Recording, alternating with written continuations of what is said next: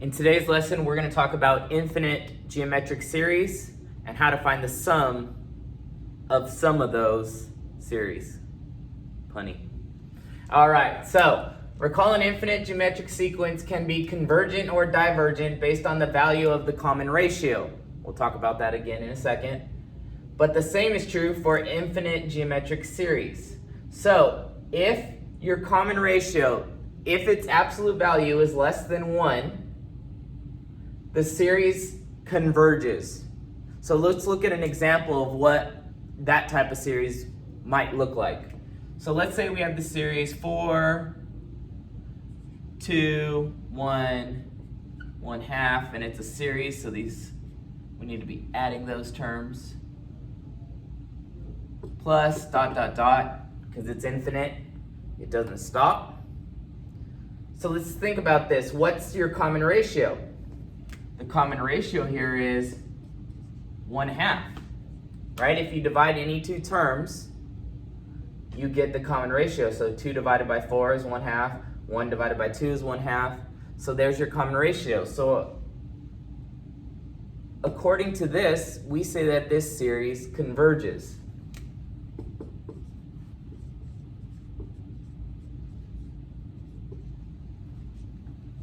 Or that it's converging. So if I use this arrow, this is an arrow with like 2 bars. This is just a logical connector. That's basically saying that this tells me this.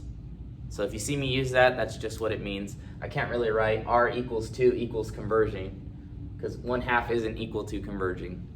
But anyway, that's just notation you see in math. So what does converging actually mean?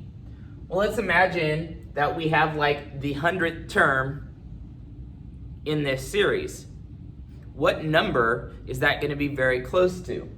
Well, you see our numbers are getting smaller, and if we multiply 1/2 by 1/4, if we multiply 1/2 by the common ratio 1/2, we get a 1/4. And if we multiply a 1/4 by 1/2, we get an 1/8. And if we multiply an 1/8 by 1/2, we get a 1/16. And if we multiply 1/16 by 1/2, we get 1/32. And you see, that's not even to the 10th term. By the 100th term, we have 1 over a really large number, which is very close to 0. So as our term numbers get very high, that end number gets very close to 0. And it's like we're not even adding anything anymore if we talk about what's the sum of this whole series. And we're going to look at that kind of from an abstract point of view next to get the formula for how we calculate the sum of an infinite geometric series. All right, so if the absolute value of r is greater than 1, the series diverges. So what might be a series like that? So let's say we start with 4 again, and we have 8 plus 12 plus 16 plus 32 plus. Okay, here's an example of a diverging geometric series. So what's your r? Our r is 8 divided by 4 is 2, 16 divided by 8 is 2, 32 divided by 16 is 2. Our common ratio is 2.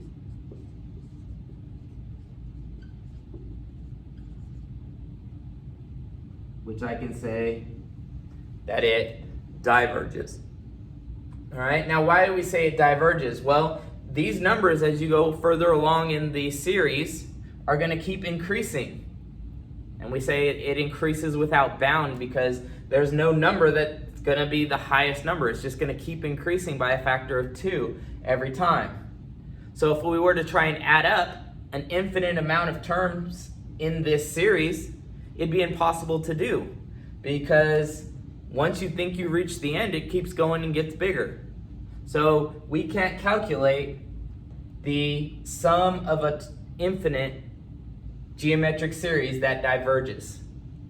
We can only calculate the sum of series that converges, and we'll talk more about that next. All right, so to find the sum of an infinite geometric series that converges, consider the formula to find the sum of a finite geometric series. So we talked about this in the previous lesson.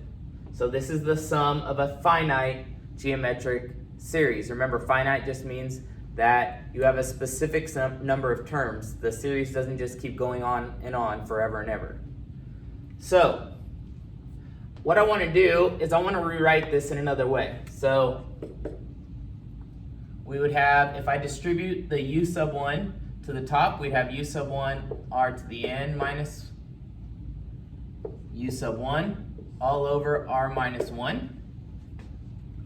Okay, so all I did is use the distributive property. And then I'm going to break this. You can break, when you have subtraction in a numerator, you can break this into two fractions. So you could have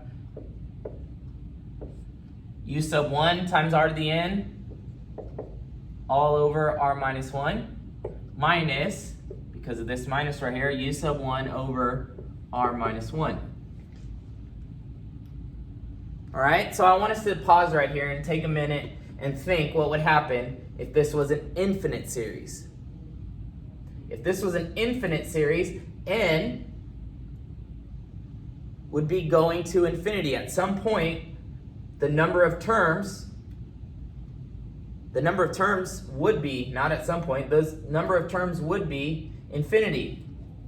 So as n goes to infinity, what's a number r if it's converging? Okay, that means it's a fraction less than 1. If you have a fraction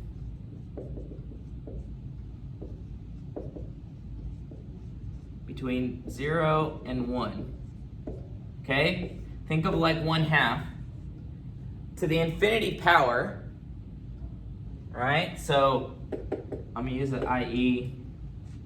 1/2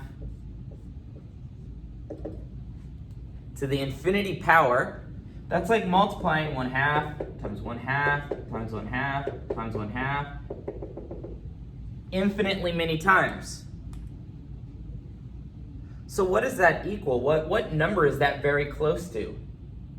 Well, that number is very close to 0. All right? So what does that mean about this whole term? Well, you have u sub 1 times 0 is 0, and 0 divided by anything is 0. So all we're left with is this term right here. And that's how we get the formula for the sum of an infinite geometric series. All right, so I'm going to write down kind of what I verbalized right here. So as the number of terms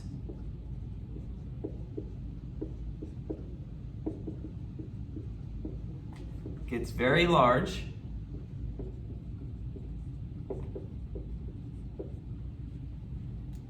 okay, in math we say as n approaches infinity,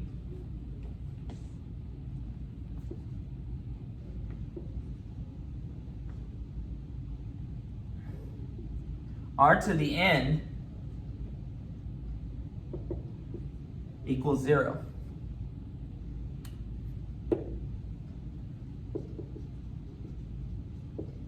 Therefore, if I want to know the sum of an infinite number of terms, all that is equal to is negative u sub 1 over r minus 1. Or if I distribute the negative to the bottom, remember a negative out in a fraction just means that negative either goes to the top or the bottom, but not both of them. So I'm going to distribute the negative in the bottom, and I get u sub 1 over negative r plus 1, which is equivalent to u sub 1 over 1 minus r. And that's the expression on how you find the sum of an infinite geometric series that converges. Next, we'll talk some examples. All right, so these examples ask us to decide whether each infinite geometric series is converging or not, and if so, find the sum. All right, so starting with A. In order to see if it's converging or not, we need to know that common ratio. And another little hint, just kind of looking at them, some series will have plus and minuses, okay? That is important to know the common ratio, but when we're looking at converging versus diverging, what we really want to look at is the absolute value of R. So if you just look at the numbers, if the numbers are decreasing, okay, then that series is going to converge. So if we look at this, the numbers are decreasing, so this is going to be a convergent series. And let's see what the ratio is. So the ratio is you take any two consecutive terms in the series and divide them. So you would divide 5 by 10. So it's the later term divided by the previous. All right? So 5 over 10 reduces to 1/2, which tells me this is a convergent. It's a converging series, which means that if I want to know the sum of that series, it's just the first term divided by 1 minus the common ratio. All right, so I have 20, 1 minus 1/2 is 1/2, and 20 divided by 1/2 is 20 times 2 over 1, which is 40. So the sum of all the terms in this series is 40. So it's pretty crazy to think about. When you look at just the first 3 terms, you're already at 35.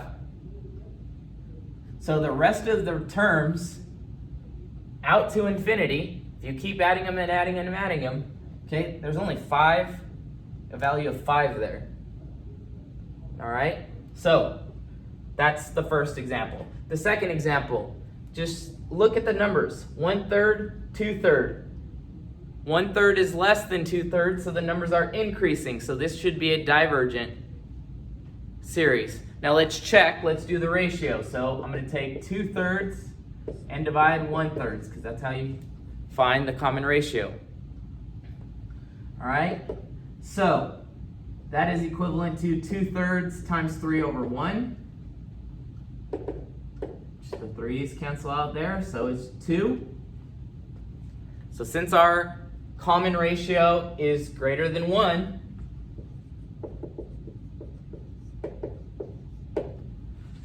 this series is diverging, which means we cannot find the sum of that infinite series. Now, don't get confused after seeing this, and if you're asked to find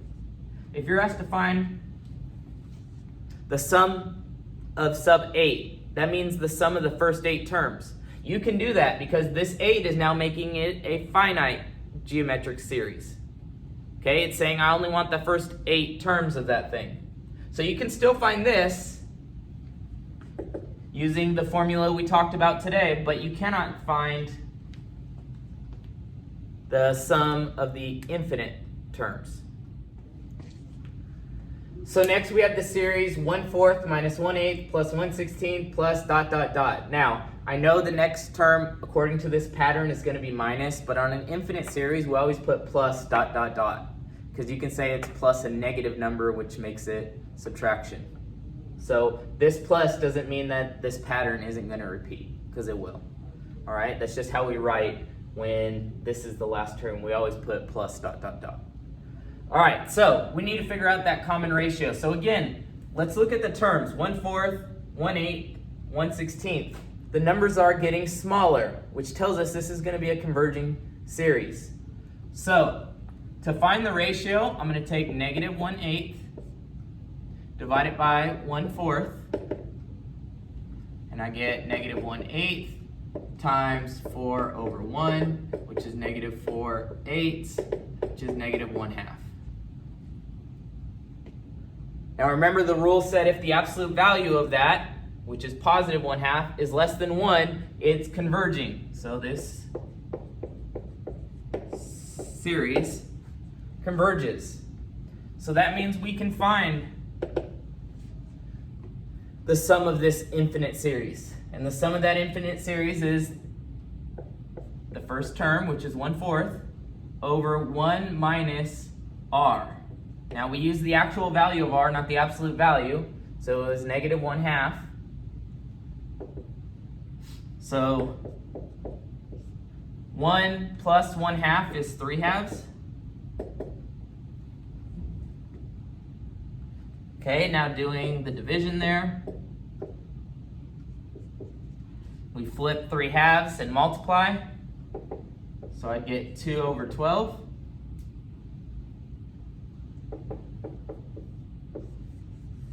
Which is 1/6. So that's the sum of this series. All right, next one. We're given an infinite geometric series written in sigma notation. So I know it's an infinite series because this top limit is in infinity, so that means that this series goes on and on and on. Okay, I know it's geometric because the formula for geometric series are written in this form. I know they're normally n-1 up here, but when you write sigma notation, usually you start with k equal to 1. So don't worry about how it's written. Okay, this is geometric. I'm not going to ask you to take a series and write it in sigma notation just yet. Okay, we'll practice that a little later. All right, so what's r? So you have to take r from the general formula. R is -1/3, which tells us that this series is converging. All right, so the sum of this series is going to be the first term. So we need to find the first term. So I need to do, let me erase this. The first term is going to be when k is equal to 1. And this should be k up here. All right, so I'm replacing k with 1, so I have -2 times -1/3 to the first power, which is -2 times -1/3, which is +2/3. So that means my sum to infinity is 2/3 divided by 1 minus -1/3. Okay, so that sum is 2/3 over 1 plus 1/3 is 4/3, which is 2/3 times 3/4, which is 2/4, which is 1/2. So the sum of this series is 1/2. All right, we finish up with a word problem. And the problem goes like this. A bouncy ball is dropped straight down from a height of 1.5 meters. With each bounce, it rebounds 75% of its height. What is the total distance it travels until it comes to rest? All right, just a quick note. You're going to notice a lot in the book. The spelling of certain things is weird. It's because they use the traditional English spelling, like the UK spelling, because it's a world program and the book is written by Oxford, okay, which is a UK publisher. A lot of times you're going to see these words. So this isn't a mistype. It's not a misspell. That's just how it's spelled. Okay, so let's think about this. All right, so please forgive my drawing skills. Okay, we have a bouncy ball that's being dropped, okay, from a height of 1.5 meters. All right, so the first term in our series is 1.5. All right, it rebounds 75% of its original height. Okay, so the second term here is going to be 1.5 times 0.75. All right, well, let me grab a calculator to see what that would be.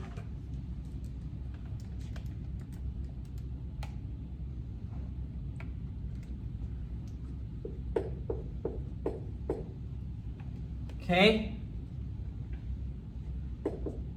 Plus, all right, now the next time, so it's gonna travel up that distance, but then it's also gotta travel back down that distance. Okay? So our series here is only representing the down bounce. Okay? It only represents the down bounce. We're not counting the distance it takes to rebound here. Okay? Because it's got to fall from 1.5, it's going to bounce up to 1.25, and then it's got to fall that same distance to get back down to the ground. And this series isn't calculating that. So we got to keep that in mind at the end of this problem. All right?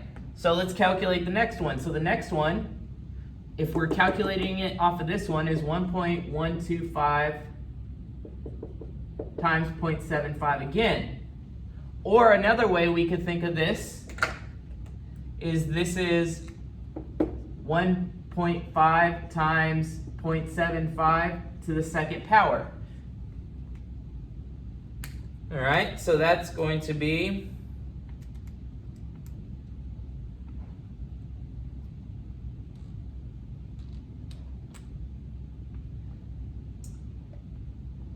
make sure.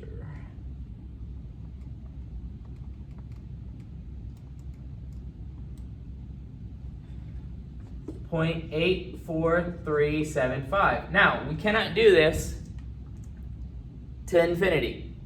Okay, but what I want you to see is that this series is converging. Okay, the numbers are reducing as you travel further along in the series. So that means if I want to take the sum to infinity, okay, I'm going to take u sub 1, which is 1.5, divided by 1 minus the ratio, so the common ratio is 0.75.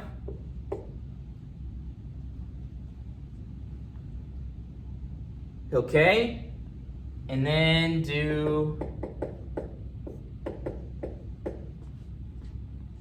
division there.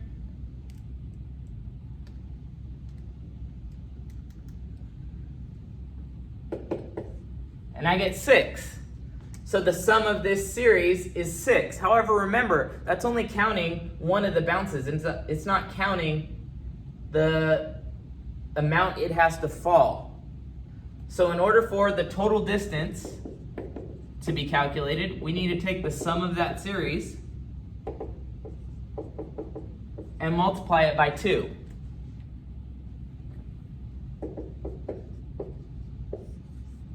So 12 meters is the total distance that ball will travel. So that's the lesson. That's the lesson on infinite geometric series and how to find the sum of an infinite geometric series. Hope it helps.